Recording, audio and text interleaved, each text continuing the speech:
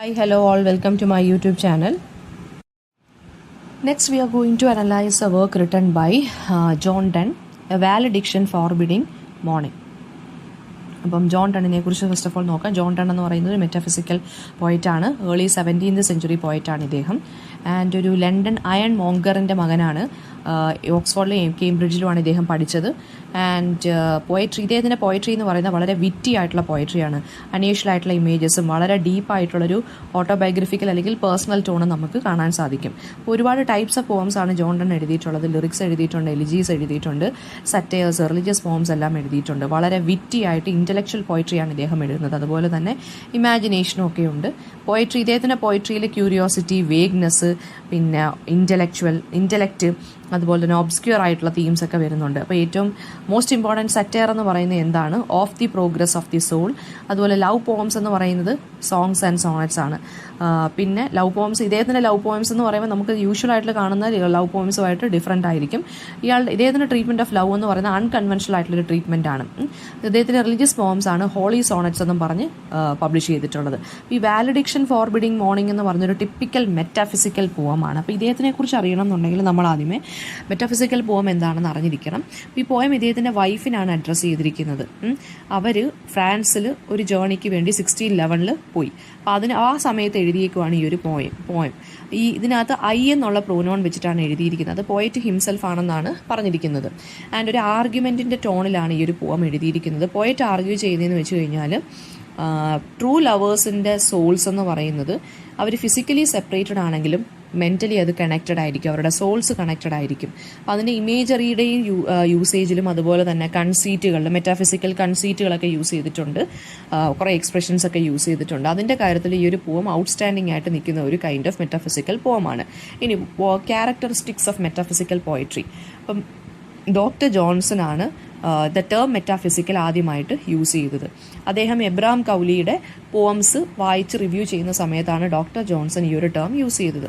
പിന്നീട് 17th century English poets ആയിട്ടുള്ള John ഡണ്ണിൻ്റെയും ജോർജ് ഹെർബർട്ടിൻ്റെ, Henry Vaughan, Robert Herrick, Richard Carew, പിന്നെ റിച്ചാർഡ് ക്രാഷോ, അതുപോലെ തന്നെ ഇങ്ങനെയുള്ള കുറച്ച് പോയറ്റ്സിനെ അവസാനം മെറ്റാഫിസിക്കൽ പോയറ്റ്സ് എന്ന് വിളിച്ചു അല്ലെങ്കിൽ അപ്ലൈ ചെയ്തു. അപ്പോൾ അവരൊക്കെ ഈ ഒരു കാറ്റഗറിയിൽ വിളിക്കുന്നവരാണ്. മെറ്റാഫിസിക്കൽ പോയട്രിയുടെ പ്രോമിനൻറ്റ് ഫീച്ചേഴ്സ് എന്ന് വെച്ച് കഴിഞ്ഞാൽ തോട്ട്സിനെ ഫീലിങ്സ് ആക്കി മാറ്റുക. പിന്നെ എന്താ പറയുക, ഈ ഒരു കൈൻഡ് ഓഫ് ഇമോഷൻസിൻ്റെ ഒരു കൈൻഡ് ഓഫ് ബ്ലെൻഡ് ആയിരിക്കും. കുറച്ച് വിയേർഡായിട്ടുള്ള കുറച്ച് കാര്യങ്ങളായിരിക്കും ഇതിനകത്ത് എഴുതി വെച്ചേക്കുന്നത്. കമ്പാരിസൺസ് ഒക്കെ കുറച്ച് നമുക്ക് ക്രേസി ആയിട്ട് തോന്നും. ഇലാബറേറ്റ് ആയിട്ടോ അല്ലെങ്കിൽ അൺയൂഷ്വൽ ആയിട്ടുള്ള കമ്പാരിസൺസ് ആണ് യൂസ് ചെയ്യുന്നത്. വളരെ റിജിഡ് അല്ലെങ്കിൽ ഹാർഷ് ആയിട്ടുള്ള വേഴ്സിഫിക്കേഷൻ അല്ലെങ്കിൽ മീറ്റർ അല്ലെങ്കിൽ വേർഡ്സ് ആണ് യൂസ് ചെയ്യുന്നത്. പിന്നെ ഇമോഷൻസിനെയൊക്കെ ഇൻ്റലക്ച്വലൈസ് ചെയ്തിട്ടാണ് പ്രസൻറ്റ് ചെയ്യുന്നത്. ഓക്കെ, അതായത് ഇമോഷൻസ് ഒക്കെ മനസ്സിലാവണമെങ്കിൽ തലയ്ക്കകത്ത് നമുക്ക് ആൾതാമസം ഉണ്ടായിരിക്കണം. കുറച്ച് ബുദ്ധിപരമായിട്ടുള്ള രീതിയിലൊക്കെയാണ് യൂസ് ചെയ്തിരിക്കുന്നത്. അത് മനസ്സിലാക്കി എടുക്കാനും നമുക്കൊരിത് വേണം. അതുപോലെ തന്നെ എന്താണ്, ഈ കോൺട്രാസ്റ്റിംഗ് ആയിട്ടുള്ള കമ്പാരിസൺസ് ഒക്കെയാണ് നടത്തിയിരിക്കുന്നത് അല്ലെങ്കിൽ അസോസിയേഷൻസ് ആണ് ഉള്ളത്. പിന്നെ മീനിങ്ങിനാണ് ഇമ്പോർട്ടൻസ് കൊടുക്കുന്നത്. ഓക്കെ, ഐഡിയയ്ക്കാണ് ഇമ്പോർട്ടൻസ് കൊടുക്കുന്നത്. പിന്നെ വളരെ ക്വിക്ക് അല്ലെങ്കിൽ വളരെ ആബ്രപ്റ്റ് ആയിട്ട് ഈ പോംസ് അല്ലെങ്കിൽ റൈറ്റിങ്സ് പെട്ടെന്ന് മാറും തോട്ട്സൊക്കെ. പിന്നെ ഒരുപാട് ഇമേജസ് യൂസ് ചെയ്യും, പക്ഷെ അതൊന്നും വലിയ രീതിയിലുള്ള കണക്ഷനൊന്നും കാണത്തില്ല. പിന്നെ വളരെ ബോൾഡായിട്ടും അൺകൺവെൻഷണൽ ആയിട്ടുള്ള ഇമേജസും ആയിരിക്കും യൂസ് ചെയ്യുന്നത്. ഓക്കെ, പിന്നെ അപ്പോൾ നമുക്ക് നമ്മുടെ പോയത്തിലോട്ട് കിടക്കാം. വാലഡിക്ഷൻ ഫോർബിഡിങ് മോർണിംഗ് എന്നുള്ളത് ഇതിനെ ഒരു മെറ്റാഫിസിക്കൽ പോമായിട്ട് കൺസിഡർ ചെയ്യാം. അങ്ങനെ ഒരു ക്വസ്റ്റ്യൻ വരാം. ഇതിനകത്ത് യൂസ് ചെയ്തിരിക്കുന്ന ലിറ്ററി ഡിവൈസസ് എന്തൊക്കെയാണെന്നൊരു ക്വസ്റ്റ്യൻ വരാം. അപ്പം നോക്കിക്കോ. വാലഡിക്ഷൻ ഫോർബിഡിങ് മോർണിംഗ് എന്ന് പറയുന്നത് നമ്മുടെ ജോൺ ഡൺ എഴുതിയൊരു വർക്കാണ്. അദ്ദേഹത്തിൻ്റെ ഒരു മെറ്റാഫിസിക്കൽ സ്കൂൾ ഓഫ് പോയട്രിയിൽ വരുന്ന ഒരു പോമാണ് ഇത്. അദ്ദേഹം founder of metaphysical school of poetry നമുക്ക് പറയാം. ഇതൊരു ലവ് പോമാണ്. ജോൺ ഡണ്ണിൻ്റെ ആറ്റിറ്റ്യൂഡ് ടുവേർഡ്സ് ലവ് ആണ് കാണിക്കുന്നത്, ഒരു പോസിറ്റീവ് ആറ്റിറ്റ്യൂഡ്. അതൊരു പാർട്ടിങ് പോമാണ്. ഞാൻ പറഞ്ഞല്ലോ, വൈഫ് ഒരു ജേർണിക്ക് വേണ്ടി ഫ്രാൻസിൽ പോകാൻ നിന്നപ്പോൾ എഴുതിയ ഒരു പോമാണിത്. ബിഗിനിങ്ങിൽ പോയിട്ട് ക്രിയേറ്റ് ചെയ്യുന്ന അറ്റ്മോസ്ഫിയർ എന്ന് വെച്ചാൽ ഒരു കൈൻഡ് ഓഫ് വളരെ ഇൻറ്റിമസി ആയിട്ടുള്ളൊരു അറ്റ്മോസ്ഫിയർ, അതായത് ലവറും അയാളുടെ ബിലവഡും തമ്മിലുള്ളൊരു കൈൻഡ് ഓഫ് ഇൻറ്റിമസി. അതാണ് ഫസ്റ്റ് ഒരു പിക്ചർ നമുക്ക് കിട്ടുന്നത്. പിന്നെ ഒരു ഡെത്ത് ബെഡ് സീനുണ്ട് ഇതിനകത്ത്. അതാണ് ആ പോയറ്റ് സ്റ്റാർട്ട് ചെയ്യുന്നത് ഒരു ഡെത്ത് ബെഡ് സീനിലാണ്. ഒരാൾ മരിക്കാൻ കിടക്കുന്നു അല്ലെങ്കിൽ വയ്യാതെ കിടക്കുന്നു. അപ്പോൾ ആ ഒരു സിറ്റുവേഷനിൽ നമുക്ക് ഒരു സിമ്പതി അല്ലെങ്കിൽ ഒരു കൈൻഡ് ഓഫ് റെസ്പെക്ട്ഫുൾ ആയിട്ടുള്ള ഒരു അറ്റൻഷനാണ് നമ്മൾ നോക്കുന്നത്. അപ്പോൾ പിന്നെ അതുപോലെ തന്നെ ഈ എന്താ പറയുക ഡെത്തിനെക്കുറിച്ച് നല്ല രീതിയിൽ മനസ്സിലാക്കിയ ആളുകളാണെന്നുണ്ടെങ്കിൽ, അല്ലെങ്കിൽ കുറച്ച് ഫിലോസഫിക്കലായിട്ടൊക്കെ തിങ്ക് ചെയ്യുന്ന ആളുകളാണെന്നുണ്ടെങ്കിൽ അവർക്കൊന്നും മരണത്തിനെ പേടി കാണത്തില്ല. അല്ലെങ്കിൽ മരിച്ചു കഴിഞ്ഞാൽ എന്താണ്, അല്ലെങ്കിൽ ബിയോണ്ട് ദ ഗ്രേവ് എന്താണെന്നുള്ളൊരു ഭയം കാണത്തില്ല. സോ അവരെന്ത് ചെയ്യത്തില്ല, അവർ കരയുകയോ അല്ലെങ്കിൽ ഞെരളുകയോ ഈ ഗ്രോൺ ചെയ്യുകയോ ഒന്നും ചെയ്യത്തില്ല. അവർ GROAN കരയുകയോ ഞെരളുകയോ ഒന്നും ചെയ്യത്തില്ല മരിക്കാൻ കിടന്നാലും. അവരുടെ പാസിങ് അവേ എന്ന് പറയുന്നത്, അങ്ങനെയുള്ള ആളുകൾ മരിച്ചാലും വളരെ ക്വയറ്റ് ആൻഡ് കാമായിട്ടേ അവർ മരിക്കത്തുള്ളൂ. Because they know the meaning of death and they know that, അല്ലെങ്കിൽ എന്താണ് അതായത് whatever happens after death എന്നുള്ളതിനെക്കുറിച്ച് അവർ ബോധേഡല്ല. സോ അവരങ്ങനെ മൈൻഡ് ചെയ്യാറില്ല ഇങ്ങനെയുള്ള കാര്യം. അങ്ങനെയുള്ളവർ മരിക്കുമ്പോഴും അവരുടെ മരണം ഭയങ്കര ക്വയറ്റ് ആൻഡ് കാം ആയിരിക്കും എന്നാണ് പോയിട്ട് പറയുന്നത്. ഈവൻ ഈ കൂടെ നിൽക്കുന്ന ഫ്രണ്ട്സിന് പോലും അറിയാൻ പറ്റത്തില്ല അവരുടെ ലാസ്റ്റ് ബ്രത്ത് എപ്പോഴായിരുന്നെന്നും. ആൻഡ് ഈ ലവർ ഇൻ ദ പോം എന്താണ്, ഈ ഒരു സിമിലർ ഫാഷനിൽ ഈ ഒരാൾ മരിക്കാൻ കിടക്കുകയാണ്, അല്ലെങ്കിൽ പിന്നെ കൂടെ നിൽക്കുന്ന ആളുകൾ ഫെയർവെൽ പറയാൻ വേണ്ടി നിൽക്കുകയാണ് ഒരാൾ മരിക്കാൻ കിടക്കുമ്പോൾ, ആ ഒരു അവസ്ഥയിലാണ് ഈ ഒരു പോം എഴുതിയിരിക്കുന്നതെന്നാണ് പോയിട്ട് പറയുന്നത്. പിന്നെ ഫ്രണ്ട്സ് ഓഫ് ദ ഡെഡ്, അതായത് മരിച്ചു കഴിയുമ്പോൾ ഈ കൂട്ടുകാർക്ക് കരയാം, പക്ഷേ ലവേഴ്സ് എന്താണ് കരയരുതെന്നാണ് പോയിട്ട് പറയുന്നത്. മരിച്ചാലും മരിച്ചുപോയ ആളുകൾക്ക് വേണ്ടി കരയരുത് ലവേഴ്സ്. അവരെന്ത് ചെയ്യരുത്, അവരുടെ കണ്ണീര് കൊണ്ട് ഫ്ലഡ് ഉണ്ടാക്കുകയോ അല്ലെങ്കിൽ അവരുടെ ദീർഘനിശ്വാസം കൊണ്ട് സൈസ് കൊണ്ട്, അതായത് സൈ കൊണ്ട് ടെമ്പസ്റ്റ് അല്ലെങ്കിൽ കൊടുങ്കാറ്റൊന്നും ഉണ്ടാക്കി വെക്കരുതെന്നാണ് ഇദ്ദേഹം പറയുന്നത്. ആൻഡ് അവരുടെ ലവ് ഇവർ അങ്ങനെ കരഞ്ഞാലും എന്താണ്, അവരുടെ ലവിനെ അത് ഇമ്പ്യൂർ ആക്കി മാറ്റും എന്നാണ് പറയുന്നത്. അവരത് ഷോ ഓഫ് ചെയ്യുന്നത് പോലെ തോന്നത്തോളന്ന്, മരിച്ചുപോയ ആൾക്ക് അങ്ങനെ തോന്നത്തോളന്ന് കരഞ്ഞു കഴിഞ്ഞാൽ. എർത്ത് ക്വേക്സിന് എന്താണ്, എർത്ത് ഒരു ഭൂമി കുലുക്കം ഉണ്ടായിക്കഴിഞ്ഞാൽ അത് ആളുകളുടെ പേടിയും അത് ഹാംഫുൾ ആയിട്ടുള്ളൊരു കാര്യമാണ്. പക്ഷേ ഇദ്ദേഹം പറയുന്നതെന്ന് വെച്ച് കഴിഞ്ഞാൽ എന്താണ്, ഇതുപോലെ കരയുന്നതെന്ന് വെച്ച് കഴിഞ്ഞാൽ എന്താണ്, അങ്ങനെ ചെയ്യരുത്. അതായത് പാർട്ടിങ്, അതായത് ഇങ്ങനെ ഒരു ഭൂമി കുലുക്കം കണ്ട, ഞാൻ പറഞ്ഞില്ലേ വളരെ വിയേർഡായിട്ടുള്ളൊരു കമ്പാരിസനാണ് ഇവിടെ നടക്കുന്നത്. എർത്ത് ക്വേക്ക് എന്ന് പറഞ്ഞാൽ വളരെ ഹാംഫുൾ ആയിട്ടുള്ള കാര്യമാണ്, നമ്മളിൽ ഫിയർ ജനിപ്പിക്കുന്നൊരു കാര്യമാണ് എർത്ത് ക്വേക്ക് എന്ന് പറയുന്നത്. ഓക്കെ. ആൻഡ് ഈ പിന്നെ പറയുന്നതെന്ന് വെച്ച് കഴിഞ്ഞാൽ എന്താണ്, നമ്മുടെ ഇമോഷൻസ് ഉണ്ടല്ലോ, അല്ലെങ്കിൽ നമ്മുടെ മൂവ്മെൻറ്റ്സ് എന്ന് പറയുന്നത് എന്താണ്, നമ്മളൊരിക്കലും ബാക്കിയുള്ളവർക്ക് ഹാം ചെയ്യുന്ന രീതിയിൽ ആക്കരുത്. സോ ഏത് പാർട്ടിങ് ആണെന്നുണ്ടെങ്കിലും എന്താണ്, അങ്ങനെയുള്ളൊരു മൂവ്മെൻറ്റ് എന്ന് പറയുമ്പം, അതായത് ഇപ്പം മരിച്ചു കഴിഞ്ഞാൽ ലവേഴ്സ് എന്ത് ചെയ്യരുത്, അവരുടെ ലവിന് എന്തെങ്കിലും പറ്റുമോ എന്നുള്ള പേടി ഉണ്ടാകരുത് എന്നാണ് പോയിട്ട് പറയുന്നത്. പോയിട്ട് ഇവിടെ ഈ ഒരു കോൺട്രാസ്റ്റ് വരുത്തുവാണ്, അതായത് സ്പിരിച്വൽ ലവ് തമ്മിലുള്ളൊരു സ്പിരിച്വൽ ലവ് അല്ലെങ്കിൽ ഏർത്ത്ലി ലവേഴ്സ് തമ്മിലുള്ളൊരു കോൺട്രാസ്റ്റാണ് ഇവിടെ നടത്തുന്നത്. പിന്നെ ഇവിടെ ലവേഴ്സിന് പിന്നെ ബോഡിലി സെപ്പറേഷൻ എന്ന് പറയുന്നത് എന്താണ്, അതൊരു ഡിസാസ്റ്റർ അല്ല എന്നാണ് പോയിട്ട് പറയുന്നത്. ഫിസിക്കലായിട്ടുള്ള സെപ്പറേഷൻ എന്ന് പറയുന്നത് ഏർത്ത്ലി ലെവലിൽ, അതായത് ഏർത്ത്ലി ലെവലിൽ മാത്രം സ്നേഹിക്കുന്ന ആളുകളുടെ ലവ് എന്ന് പറയുന്നത് ഡിഫറെൻ്റ് ആണ്. അതുപോലെ തന്നെ ആ ഒരു ലവ് എന്ന് പറയുന്നത്, ഏർത്ത്ലി ലവ് എന്ന് പറയുന്നതെന്ന് വെച്ച് കഴിഞ്ഞാൽ ചേഞ്ച് അല്ലെങ്കിൽ ഡീകേ സംഭവിക്കും. അതായത് നമ്മൾ ഫിസിക്കലായിട്ടുള്ള കാര്യങ്ങൾ മാത്രം ആലോചിച്ച് ഒരു കൈൻഡ് ഓഫ് റിലേഷൻഷിപ്പ് മുമ്പോട്ട് പോകുകയാണെന്നുണ്ടെങ്കിൽ അതൊരിക്കലും ശാശ്വതമല്ല എന്നാണ് ഇദ്ദേഹം പറയുന്നത്. അവർക്കൊരിക്കലും ഒരു കൈൻഡ് ഓഫ് എന്താ പറയുക, ഒരു സാറ്റിസ്ഫാക്ഷൻ കിട്ടത്തില്ല. അത് പെട്ടെന്ന് തന്നെ ഫിസിക്കലായിട്ട് നമ്മളിപ്പം ബ്യൂട്ടി മാത്രം ആലോചിച്ചിട്ടുള്ള സ്നേഹിക്കുകയാണെന്നുണ്ടെങ്കിൽ ആ ബ്യൂട്ടി ഫെയ്ഡ് ആകുമ്പോൾ ആ ഒരു ലവ് അവിടെ ഫെയ്ഡ് ആവുകയാണ് ചെയ്യുന്നത്. അതിനെ നമ്മൾ ആ ഒരു ലവ് എന്ന് പറഞ്ഞാൽ പെട്ടെന്ന് ചേഞ്ച് ആവും, ഡീകേ ആവും. അപ്പം ആ കൈൻഡ് ഓഫ് ലവ് എന്ന് പറയുന്നത് എന്താണ്, അങ്ങനെ അതൊരിക്കലും സർവൈവ് ചെയ്യത്തില്ല എന്നാണ് പറയുന്നത്. അവർക്ക് ഫിസിക്കൽ ഒരു കൈൻഡ് ഓഫ് അട്രാക്ഷൻ അല്ലെങ്കിൽ ഒരു കൈൻഡ് ഓഫ് കണക്ഷൻ ഇല്ലാതെ അവർക്കൊരിക്കലും സർവൈവ് ചെയ്യാൻ പറ്റത്തില്ല അങ്ങനെയുള്ള ആളുകൾക്ക്. പിന്നെ അങ്ങനെയുള്ളവർക്ക് ഒരിക്കലും സെപ്പറേഷൻ എന്താണെന്ന് വെച്ചാൽ സെപ്പറേഷനും പറ്റത്തില്ല എന്നാണ് പറഞ്ഞിരിക്കുന്നത്. ഇൻ സച്ച് കേസസ് സെപ്പറേഷൻ എന്ന് പറയുമ്പോൾ എന്താണ്, അവരുടെ ആ ലവ് എന്ന് പറയുന്നത് തന്നെ എന്താണ്, ആ സെപ്പറേഷൻ എന്നുള്ളൊരു ഫീലിംഗ് ഇവരുടെ ലവിനെ അങ്ങ് മാറ്റും എന്നാണ് പറയുന്നത്. അവിടെ പിന്നെ ലവിന് യാതൊരുവിധ പ്ലേസും ഇല്ല. അവർ ഫുൾ ടൈം ഫോക്കസ് ചെയ്യുന്ന ആ ഒരു സെപ്പറേഷൻ എന്നുള്ളൊരു വികാരത്തിലായിരിക്കും. പിന്നെ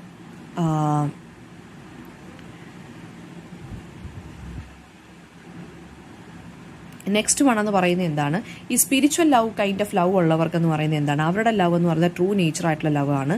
അവരുടെ ലവ് എന്ന് പറഞ്ഞാൽ പ്യുവർ ആണ്, റിഫൈൻഡ് ആണ്. ആൻഡ് പക്ഷെ അവർക്കത് എക്സ്പ്ലെയിൻ ചെയ്യാൻ പറ്റത്തില്ല. എന്ത് കൈൻഡ് ഓഫ് ലവിലാണ് അവരെന്ന് അവർക്ക് അതിലിപ്പോൾ എക്സ്പ്ലെയിൻ ചെയ്യാൻ പറ്റത്തില്ല. അവർ ഭയങ്കര കോൺഫിഡൻ്റ് ആയിരിക്കും അങ്ങോട്ടും ഇങ്ങോട്ടും. അവർക്ക് വലിയ സഫറിങ്സ് ഒന്നും കാണാതിരുന്നാലും ടച്ച് ചെയ്യാതിരുന്നാലും. സോ ഇദ്ദേഹം പറയുന്നത് ഇദ്ദേഹത്തിന് അങ്ങനത്തെ ഉള്ളൊരു ലവ് ആണ് എന്ന് ഇൻഡയറക്റ്റ്ലി ആര് പറയാണ്, നമ്മുടെ ജോൺ ഡൺ പറയാണ്. ഭാര്യ എവിടെ പോയാലും ഇദ്ദേഹത്തിന് കടിച്ചു പിടിച്ച് നിൽക്കാൻ സാധിക്കും എന്നാണ് ഇദ്ദേഹം പറയുന്നത് കേട്ടോ. പോയിട്ട് പിന്നെ ആർഗ്യൂ ചെയ്യുന്നതെന്ന് വെച്ച് കഴിഞ്ഞാൽ ലവേഴ്സിൻ്റെ സോൾസ് എന്ന് പറയുന്നത് ആണ്, അതായത് ഒന്നാണത്. ദോ ദെയർ ഇസ് ഫിസിക്കൽ സെപ്പറേഷൻ ഉണ്ടെങ്കിൽ പോലും അവർ അതിന് വേണ്ടി സഫർ ചെയ്യരുതെന്നാണ് പറയുന്നത്. ഒരു കൈൻഡ് ഓഫ് സെപ്പറേഷൻ വന്നാലും എന്ത് ചെയ്യരുത്, അതിനുവേണ്ടി നിങ്ങൾ സഫർ ചെയ്ത് അങ്ങ് നിൽക്കരുത്, അതായത് നിങ്ങൾ വിഷമിച്ച് നിൽക്കരുത്. പോയിട്ട് എക്സ്പ്ലെയിൻ ചെയ്യുന്നതെന്ന് വെച്ച് കഴിഞ്ഞാൽ ആ ഒരു ഫ്രണ്ട്ഷിപ്പിൻ്റെ ഒരു എക്സ്പാൻഷനാണ് ഈ സെപ്പറേഷൻ എന്ന് പറയുന്നത് പോലും. ഗോൾഡിനെ നമ്മൾ നല്ല രീതിയിൽ ബീറ്റ് ചെയ്തിട്ടാണ് അതിൻ്റെ തിക്നെസ് കുറച്ച് നമ്മൾ എന്ത് ചെയ്യുന്നത്, അതിൻ്റെ ആ ഒരു ഏരിയയൊക്കെ വൈഡൻ ചെയ്ത് നമ്മൾ ഓരോ കാര്യങ്ങൾ ഉണ്ടാക്കുന്നത്. അതുപോലെ തന്നെയാണ് ലവ്. സെപ്പറേഷൻ വരുമ്പോൾ അത് എന്ത് ചെയ്യത്തേ ഉള്ളൂ, ഇൻക്രീസ് ആവത്തേ ഉള്ളൂ ആ ഒരു ലവ് എന്നാണ് പറയുന്നത്. അതായത് നമ്മൾ ഡിസ്റ്റൻറ്റ് റിലേഷൻഷിപ്സ് ഒക്കെ ആണെന്നുണ്ടെങ്കിൽ എന്താണ് ആ ഒരു അഫെയർ എന്ന് പറയുന്നത് കുറച്ചും കൂടി സ്ട്രോങ് ആവാൻ നല്ല ആളുകളുടെ കയ്യിൽ ഇല്ലുവാണെന്നുണ്ടെങ്കിൽ അത് കുറച്ചും കൂടെ സ്ട്രോങ് ആവും. അതല്ല ഫിസിക്കലായിട്ടുള്ള കാര്യം മാത്രം നോക്കി നിൽക്കുന്നവരാണെന്നുണ്ടെങ്കിൽ അത് ബ്രേക്കപ്പ് ആവാനും ചാൻസ് കൂടുതലാണ്. ഇനി 7th സ്റ്റാൻസയ്ക്കകത്ത് പോകാൻ പറയുന്നത് വെച്ചൊരു ഫേമസ് എക്സാമ്പിളാണ് പറയുന്നത്. ഏറ്റവും ഇമ്പോർട്ടൻ്റ് ആയിട്ടുള്ളൊരു സ്റ്റാൻസയാണത്. രണ്ട് കോമ്പസിന്, അതായത് കോമ്പസിന് 2 കാലുണ്ടല്ലോ, ആ 2 കാലുകളെ തമ്മിൽ 2 ലവേഴ്സായിട്ട് കമ്പയർ ചെയ്തിരിക്കുകയാണ്.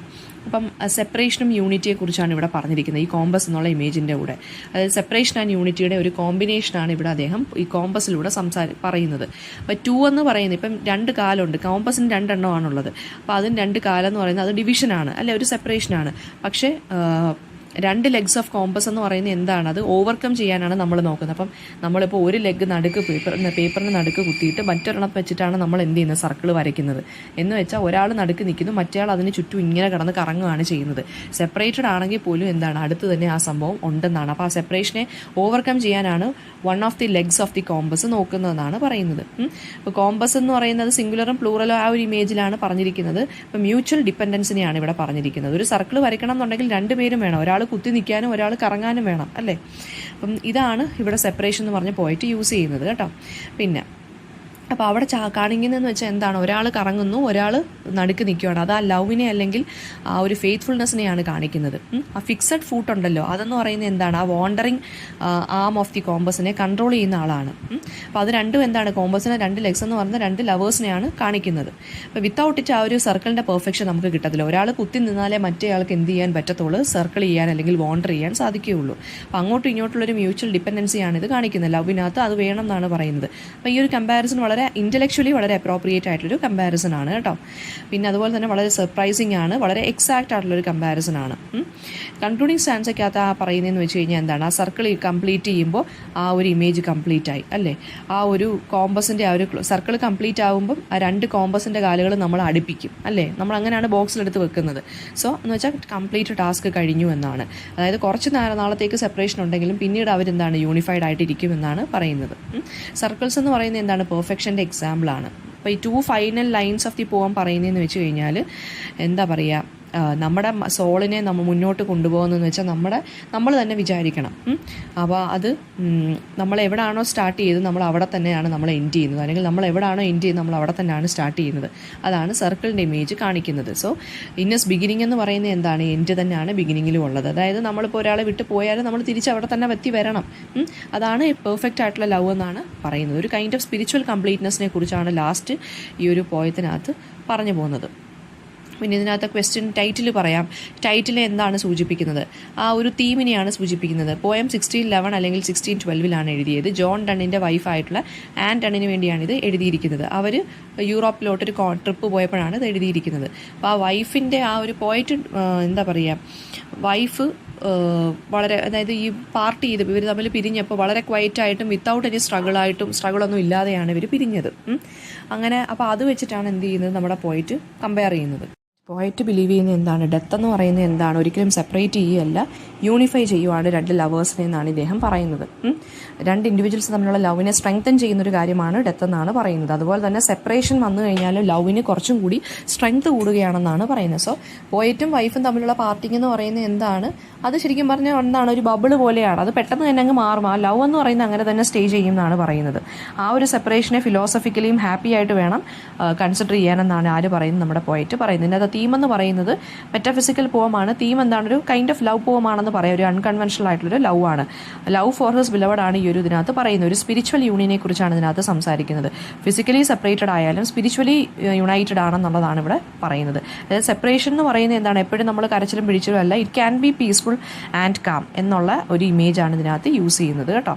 പിന്നെ ഈ നല്ല നല്ല ആളുകൾ, അതായത് വളരെ വിർച്വസ് ആയിട്ടുള്ള ആളുകളെന്ന് പറയുന്നത് സൈലൻ്റ് ആയിട്ടാണ് മരിക്കുന്നതെന്ന് പറഞ്ഞില്ലേ. അപ്പം അതെന്താണെന്ന് വെച്ച് കഴിഞ്ഞാൽ എന്താണ്, ആ ഒരു സ്പിരിച്വൽ ക്വാളിറ്റി ഓഫ് ദ റിലേഷൻഷിപ്പിനെയാണ് കാണിക്കുന്നത്. അപ്പം ഒരു ഫിലോസഫിക്കലായിട്ട് കുറച്ച് ട്യൂൺഡ് ആയിട്ട് നിൽക്കുന്ന ആളുകളാണെന്നുണ്ടെങ്കിൽ അവർ വേൾഡിനെ ആണെങ്കിൽ ഏത് കൈൻഡ് ഓഫ് വേൾഡിൽ നടക്കുന്ന എല്ലാ മാറ്റേഴ്സിനെയും, ഈവൻ ഡെത്തിനെ ആണെങ്കിലും സെപ്പറേഷനെ ആണെങ്കിൽ പോലും വളരെ കാം ആൻഡ് ക്വൈറ്റ് ആയിട്ടായിരിക്കും ഡീൽ ചെയ്യുന്നത്. കാരണം അവർക്ക് ആ ഒരു നോളജ് ഉണ്ട്, അവർക്ക് ഡെത്തിൻ്റെ ഒരു ഫിയർ അവർക്ക് അവരുടെ ലൈഫിൽ വരത്തില്ല. ഡെത്ത് എന്ന് പറയുന്നത് എന്താണ്, അതൊരു പ്ലസൻറ്റ് എക്സ്പീരിയൻസ് ആയിട്ട് ഇവർ എടുക്കത്തുള്ളൂ എന്നാണ് പോയറ്റ് പറയുന്നത്. പിന്നെ ഇതിനകത്ത് ആ കോമ്പസിൻ്റെ എക്സാമ്പിൾ ഇമ്പോർട്ടൻ്റ് ആണ്. ലെഗ്സ് ഓഫ് ദി കോമ്പസ്, അത് സ്പിരിച്വൽ യൂണിയനെ കാണിക്കുന്നു. സെപ്പറേഷൻ ഉണ്ടെങ്കിലും ലാസ്റ്റ് എന്താണ്, സ്പിരിച്വൽ യൂണിയനെയാണ് കാണിക്കുന്നത്. മെറ്റഫോറിക്കൽ ആ ഒരു മെറ്റാഫിസിക്കൽ എലിമെൻസിനെ നോക്കുക. പിന്നെ കൺസീറ്റ് എന്താണെന്ന് ചോദിക്കാം. മെറ്റാഫിസിക്കൽ കൺസീറ്റ് എന്ന് വെച്ച് കഴിഞ്ഞാൽ ഫിഗർ ഓഫ് സ്പീച്ചാണ്. അതായത് രണ്ട് ഡിസിമിലർ ആയിട്ടുള്ള കാര്യങ്ങളെ നമ്മൾ കമ്പയർ ചെയ്യുന്നു, അതിനെയാണ് കൺസീറ്റ് എന്ന് പറയുന്നത്. ഇവിടെ ഇപ്പം നമുക്ക് കോമ്പസിനെ കമ്പയർ ചെയ്യാം ലവേഴ്സുമായിട്ടുള്ള, അതാണ് ഇവിടുത്തെ മെറ്റാഫിസിക്കൽ കൺസീറ്റ് എന്ന് പറയുന്നത്. വളരെ ഇൻ്റലിജൻ്റ് ആയിട്ടുള്ള ഒരു കമ്പാരിസൺ. പിന്നെ അപ്പോൾ അതിനിവിടെ ഞാൻ പറഞ്ഞ പോലെ എർത്ത് ക്വേക്കിൻ്റെ കമ്പാരിസൺ വരുന്നതും അതുപോലെ തന്നെ കോമ്പസിൻ്റെ കമ്പാരിസൺ വരുന്നതുമാണ് ഇതിനകത്ത് വരുന്ന മെറ്റഫിസിക്കൽ കൺസീറ്റ്സ് എന്ന് പറയുന്നത്. എന്തെങ്കിലും ഡൗട്ട് ഉണ്ടെങ്കിൽ കമൻറ്റ് ബോക്സിൽ ചോദിക്കുക. Thank you.